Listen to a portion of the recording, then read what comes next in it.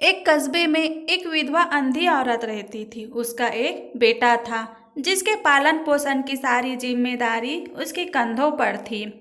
वह अपने बेटे को पढ़ा लिखा कर एक बहुत बड़ा आदमी बनाना चाहती थी, इसलिए उसने उसका दाखिला कस्बे के अच्छे स्कूल में किया।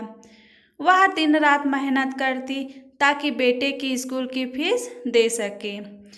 लड़के के स्कूल के बच्चे उसकी माँ के बारे में सब जानते थे।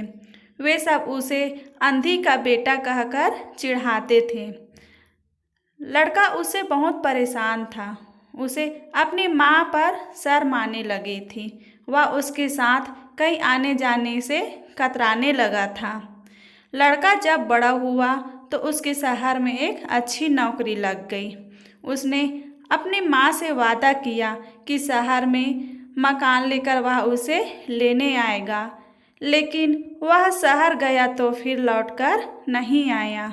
उसकी अंधी माँ उसका इंतज़ार करती ही रह गई और कई महीने बीत गए। लड़के की कोई खबर नहीं आई।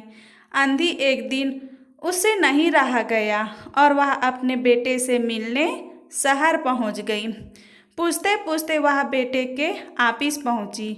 वह सिक्योरिटी गार्ड ने उसे रोक दिया और अंधी औरत ने गार्ड को अपने बेटे का नाम बताया और बोली कि उसे जाकर कह दो कि गांव से कोई मिलने आया है। गार्ड ने जाकर उसके बेटे को बताया। बेटे ने ऑफिस की खिड़की से देखा तो उसे अपनी माँ गेट के बाहर खड़ी नजर आई। वह ऑफिस में सबसे सामने अपनी माँ की वजह से शर्मिंदा नहीं होना चाहता था। उसने कहला दिया कि वह ऑफिस में नहीं है और अंधी औरत वहाँ से चली गई। शाम को वह लड़का ऑफिस से घर जाने के लिए निकला। रास्ते में एक जगह भीड़ जमा थी। वह अपनी गाड़ी रोककर भीड़ के पास पहुंचा और सड़क में अपनी माँ को मरा हुआ पाया। उसके हाथ में एक चिट्ठी थी जिसमें लिखा था, बेटा, बड़े दिन हो गए थे, तेरी कोई खबर नहीं मिली। चिंता हो रही थी, इसलिए तुमसे मिलने चली आई।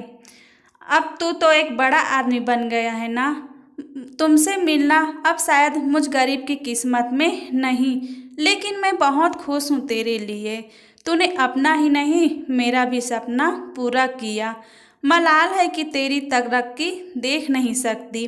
काश बचपन में तेरी आँखों में सरिया न घुसा होता और मुझे तुम्हें अपनी आँखें ना देनी पड़ी होती, तो तेरी तरक्की शायद अपनी आँखों से देखकर सुकून से मरती।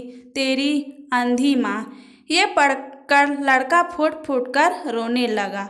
जिस अंधी माँ पर उसे शर्म आती थी, उसने उसके लिए कितना बड़ा बलिदान किया था। वह आत्मग्लानि से भर उठा और अब जिंदगी भर खुद को माफ़ नहीं कर पाया।